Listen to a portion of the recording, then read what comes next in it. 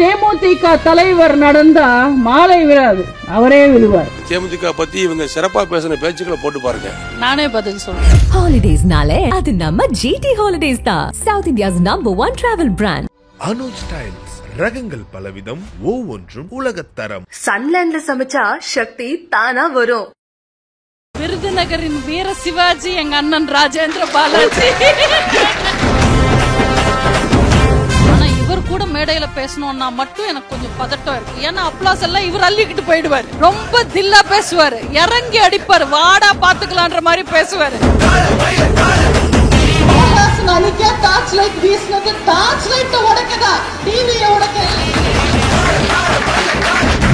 மகனாக இருக்கக்கூடிய நான் சொல்லுகிறேன், நான் பேசினதுல ஏதாவது தவறு இருந்தா, பொய் இருந்தா நீங்க எல்லாம் கேள்வி கேட்கணும். நான் அத்தனையும் பேசினது உண்மை. எதா இருந்தாலும் உங்க கூட சினிமால இருந்தவர், ஒரு சினிமா துறையில இருந்து வர்றவர். இன்னைக்கு அவரோட கொள்கை எனக்கு எதிரா இருக்கு. மக்களை ஏமாத்தினா கூட பரவாயில்லைங்க, நம்பி வந்து உறுப்பினரான கட்சிக்காரனை ஏமாத்திட்டு போயிருக்காரு.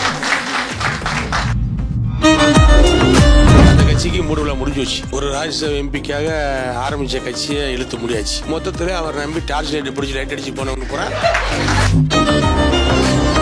பொது கோரிக்கை ஒண்ணு இருக்குல்ல, பாஜக திருப்பி வந்துடக்கூடாது, அதுக்காக நான் சரி விட்டு கொடுக்குறேன். அது ஒரு பெருந்தன்மை தானே. வாரிசு வரக்கூடாது, வாரிசு அரசியல் கூடாது, கருணாநிதி மகன் சொல்றதே கெட்ட வார்த்தை அப்படின்னு எல்லாம் பேசினவர். அவருக்கு என்ன கொள்கை இருக்கு? பேச்சாளர் அந்தஸ்துல போய் பிரச்சாரம் பண்ணிக்கிட்டு இருக்காரு. கூட்டணி கட்சி அப்புறம் பிரச்சாரம் பண்ணுவாங்க. எங்களுக்கு பிரச்சாரம் பண்ணுங்க, உங்களுக்கு ஒரு பேமெண்டா வந்து நாங்க வந்து ராஜ்ய எம்பி தரோம் அப்படின்னு ஒரு பேச்சுவார்த்தையில ஒரு உடன்படிக்கை இருக்கு.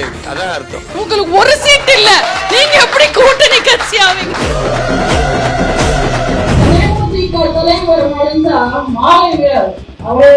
நான் பேசின எந்த ஒரு வார்த்தையும் நான் லைஃப்ல எப்பவுமே பின்வாங்க மாட்டேன். மீடியால எத்தனையோ நியூஸ் வந்திருக்கு, அவர் வந்து விமர்சனங்களை வைக்கிறீங்க. நம்ம கட்சி எப்படி இருக்கு, என்ன நிலைமையில இருக்கு? அண்ணா திமுக தான் உழைக்கிறத மேல வர முடியும். மோடி எங்கள் டாடின் எல்லாம் பேசி பாஜகவுக்கு ரொம்ப வலிமையான ஒரு தோளோடு தோல் கொடுத்தீங்க. ஆனா இப்ப கடுமையா எதிர்த்துக்கிட்டு முரண்பட்டுக்கிட்டு கை தூக்கிட்டாங்க. சட்டப்பேரவை மாதிரியே இருக்கு. கலாட்டா.com வந்து இன்னைக்கு சுவாரஸ்யமா, உண்மையா, நேர்மையா ஒரு இன்டர்வியூ எடுக்குது. எங்களுக்கு மரியாதை கொடுக்குது. நாங்க வந்து உட்கார்ந்து பதில் சொல்லிக்கிட்டு, கேமரா இருந்தா போதும் 10 வகையில பேசலாம்னு நினைச்சுக்கிட்டு பேசுறவங்களுக்கு எல்லாம் பதில் சொல்றதுக்கு எங்களுக்கு நேரம்.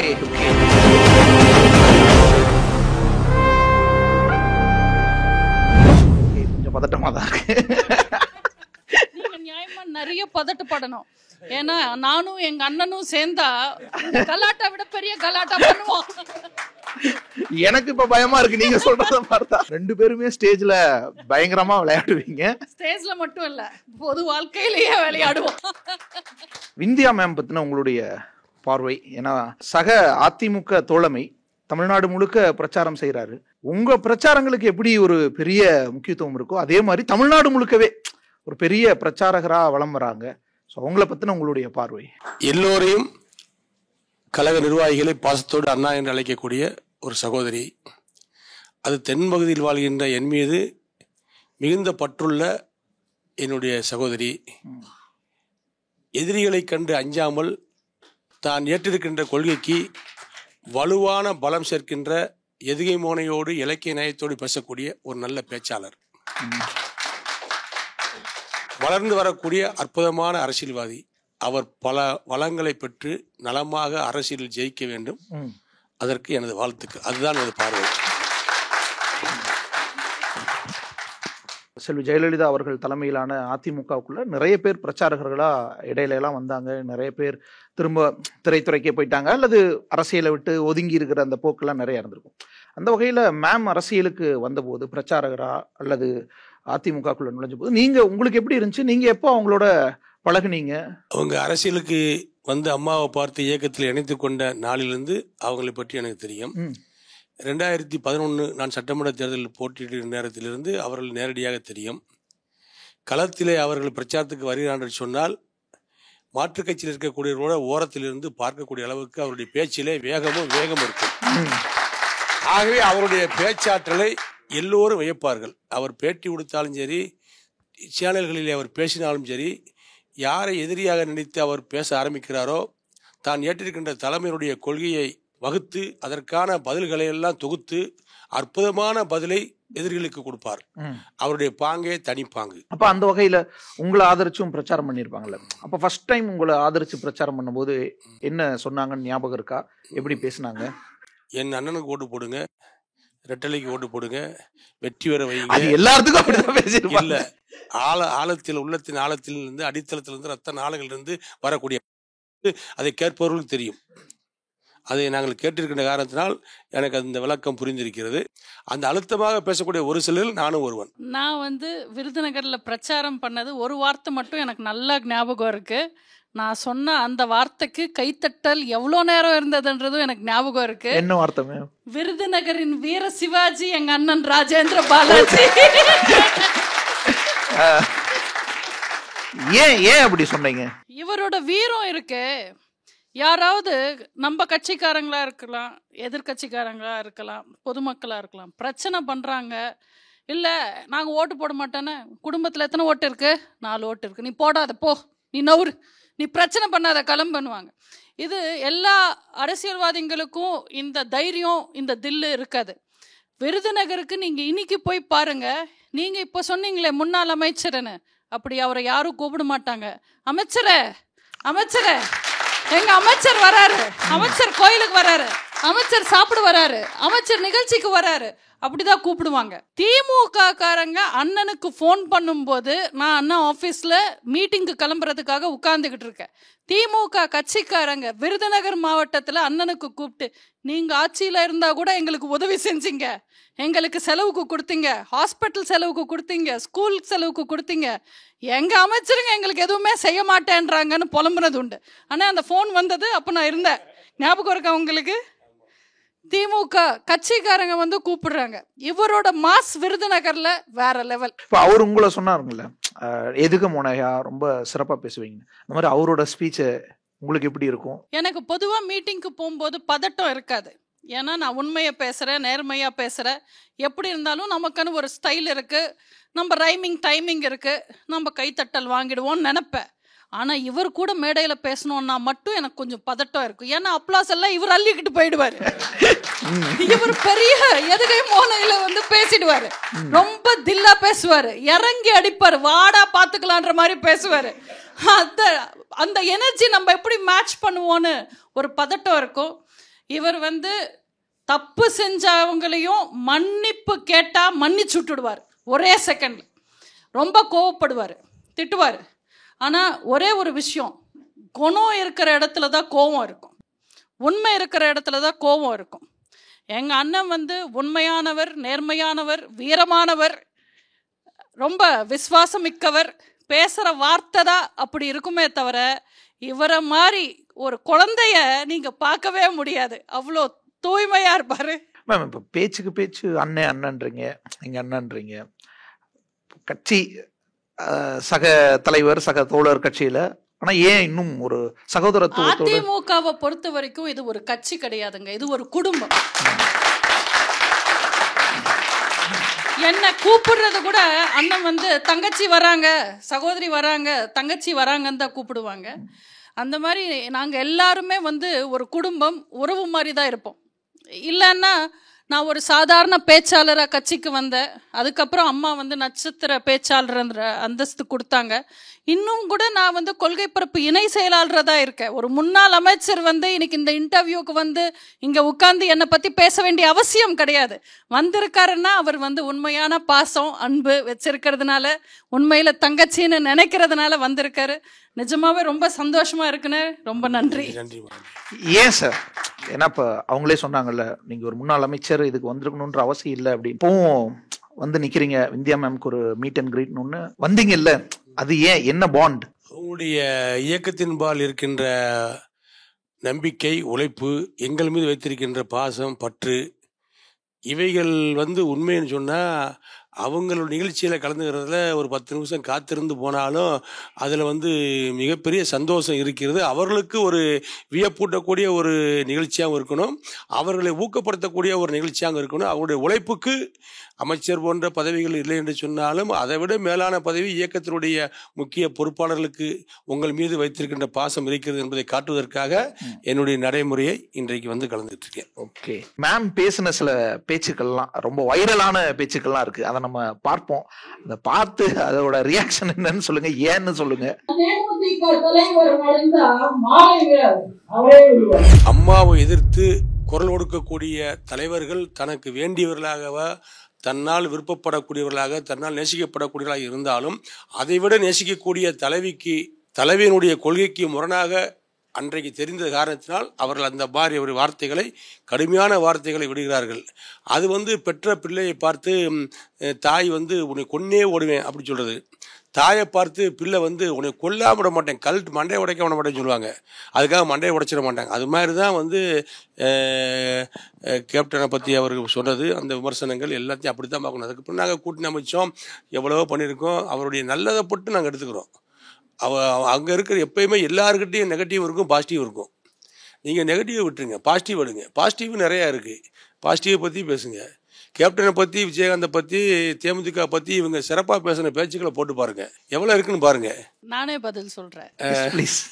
நான் பேசின எந்த ஒரு வார்த்தையும் நான் லைஃப்ல எப்பவுமே பின்வாங்க மாட்டேன். நான் அன்னைக்கு உண்மையா நேர்மையா எனக்கு பேசணும்னு தோணாதான் பேசுவேன். 2011 நான் ஊரா கிராமமா போய் பிரச்சாரம் பண்ணது அதிமுகவுக்கு மட்டும் இல்லை, தேமுதிகவுக்கும் சேர்ந்துதான் பிரச்சாரம் பண்ணேன். நான் அன்னைக்கே பிரச்சாரத்தில் சொன்னேன், 234 தொகுதியிலையும் நம்ம ஜெயிச்சா நம்ம தான் அருங்கட்சி, எதிர்கட்சி கேப்டன் விஜயகாந்தன் ஆதரவாக தான் பேசணும். கூட்டணியில் இருக்கும்போது அவரும் நல்லா தான் இருந்தார், அம்மாவுக்கு பயங்கரமாக மரியாதைலாம் கொடுத்தாரு. அன்னைக்கு அவங்க அத்தனை எம்எல்ஏ ஜெயிச்சாங்கன்னா அதில் அதிமுகவோட வேலை, அதிமுக தொண்டர்கள் பார்த்த வேலை, அவங்களோட பக்கபலம் நிறைய இருந்தது. அப்படி எதிர்கட்சி அந்தஸ்து கொடுத்த அதிமுக சட்டசபையில அம்மாவை பார்த்து நாக்கு மடிச்சு பேசினார். சர்வ நாகரிகம்னு ஒண்ணு இருக்கு, சட்டசபைக்குன்னு ஒரு மரபு இருக்கு. அதை தாண்டி அவர் அப்படி நடந்துக்கும் போது எங்களுக்கு வாழ்க்கை கொடுத்த தாய், எங்க தாய், நான் எப்படி விட்டு கொடுப்பேன்? நான் ஒன்றும் தப்பா பேசலையே. உங்க கலாட்டா.com அவனுக்கு இருந்திருக்கா இல்லையான்னு தெரியாது, ஆனா மீடியால எத்தனையோ நியூஸ் வந்திருக்கு. அவர் ஆடுறதும், மைக்குக்கு பக்கத்துல போய் நின்னதும். அன்னைக்கு சாதாரணமா இருக்கிற மக்களுக்கு அம்மாவை பேசக்கூடிய அவங்க அந்த அளவுக்கு தகுதியோட இருந்து விமர்சனம் வைக்கிறாங்களான்ற பதில் சொல்ல வேண்டிய இடத்துல நான் இருந்தேன். எங்க அம்மாவை செத்தாலும் நான் விட்டு கொடுக்க மாட்டேன். அன்னைக்கே டார்ச் லைட் வீசினது, டார்ச் லைட் உடைக்கதா, டிவியை உடைக்க இல்ல.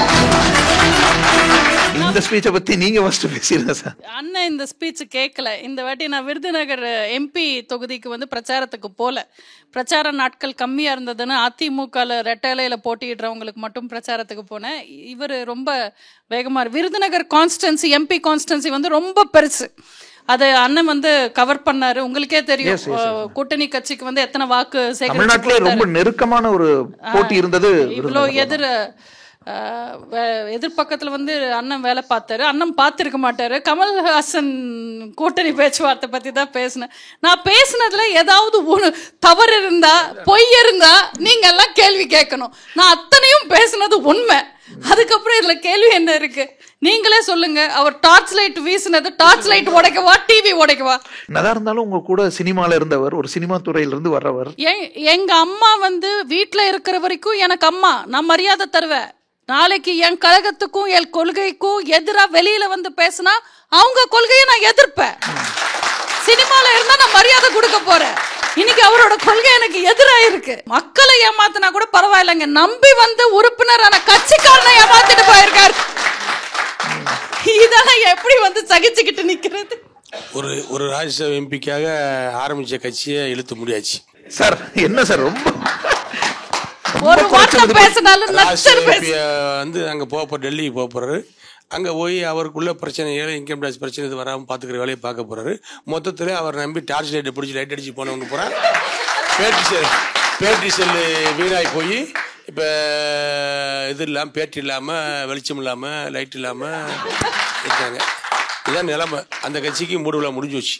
இப்படி ஒவ்வொரு கட்சியாக ஒரு 4 மாதத்தில் 6 மாதத்தில் ஒன்றா முடியும். என்ன சார் குறைச்சு மதிப்பிடுறீங்களோ? ஏன்னா தனியா நின்னே வாக்குகளை அவர் பெற்று என்ன வாங்கினாரு? வாங்கின நின்று களத்தில் நின்றுக்கணும்ல, சிங்கம்னா களத்தில் நின்றுக்கணும்ல. இப்ப நிக்கவே இல்லையே, வாக்குகளை எங்க நின்னாரு? நிக்கல. ஒரு பொது கொள்கைக்காக மக்களை சந்திச்சு ஓட்டு வாங்க கூட யோசிக்காம ஓட்டு வாங்குற எண்ணமும் இல்லாம டப்புன்னு ஒரு ராஜ்யசபா எம்பிக்கு ஒப்பந்தம் போட்டு முடிஞ்சிச்சு, நம்ம எல்லாம் முடிச்சாச்சு, எல்லாம் சந்தோஷம் எல்லாம் அப்படி சொல்லி வந்துட்டாரே. இல்ல சார், ஒரு பொது கோரிக்கை ஒண்ணு இருக்குல்ல, பாஜக திருப்பி வந்துடக்கூடாது, அதுக்காக நான் சரி விட்டு கொடுக்குறேன். அது ஒரு பெருந்தன்மை தானே. வாரிசு வரக்கூடாது, வாரிசு அரசியல் கூடாது, கருணாநிதி மகன் சொல்றதே கெட்ட வார்த்தை அப்படின்னு எல்லாம் பேசினவர். அவருக்கு என்ன கொள்கை இருக்கு? இன்னைக்கு அந்த மகனுக்கு பிரச்சாரம் தானே பண்றாரு. அவர் கட்சிக்கா பிரச்சாரம் பண்ணாரு? ஒரு கட்சி தலைவர் இன்னைக்கு பேச்சாளர் அந்தஸ்துல போய் பிரச்சாரம் பண்ணிக்கிட்டு இருக்காரு. கூட்டணி கட்சி அப்புறம் பிரச்சாரம் பண்ணுவாங்கல்ல. கூட்டணி கட்சி நீங்க போட்டியே இல்லையேங்க, உங்களுக்கு ஒரு சீட் இல்ல, நீங்க எப்படி கூட்டணி கட்சி ஆவீங்க? அதான் சாரே சொன்னார்ல, ராஜ்யசபா கொடுக்குறாங்கல்ல. ராஜ்யசபா எம்பி அது ஒரு இது மாதிரி தான், பேமெண்ட் மாதிரி தான். அது நீ எனக்கு உங்க கட்சியை எல்லாத்தையும் எங்கிட்ட கொடுத்துட்டு ஒப்படைச்சிட்டு எழுத்து மூடிட்டு எங்களுக்கு பிரச்சாரம் பண்ணுங்க, உங்களுக்கு ஒரு பேமெண்டா நாங்க ராஜ்ய எம்பி தரோம் அப்படின்னு ஒரு பேச்சுவார்த்தையில ஒரு உடன்படிக்கை எழுத்தாயிருக்கு. அதான் அர்த்தம். இது கொள்கை ரீதியான கூட்டணி சொன்னா ஒரு சீட்ல நின்றுக்கணும். ஒரு சீட்ல நின்றுந்தோம்னா கூட்டணி கட்சிக்காக பிரச்சாரம் பண்ற மாதிரி நம்ம ஏத்துக்கலாம். இது கிடையாது, கட்சியை மொத்தத்தில் வித்துட்டு பிரச்சாரம் பண்றது. அப்படித்தானமா? ரைட். சரிங்க சார், இப்ப நீங்க 2 பேருமே இங்க இருக்கிறதுனால ஓகே, நீங்க கடுமையான விமர்சனங்களை வைக்கிறீங்க. நம்ம கட்சி எப்படி இருக்கு, என்ன நிலைமையில இருக்கு அப்படிங்கறத கொஞ்சம் பேசிடலாம் அப்படின்னு நினைக்கிறேன். பாத்தீங்களா? நான் சொல்லவா?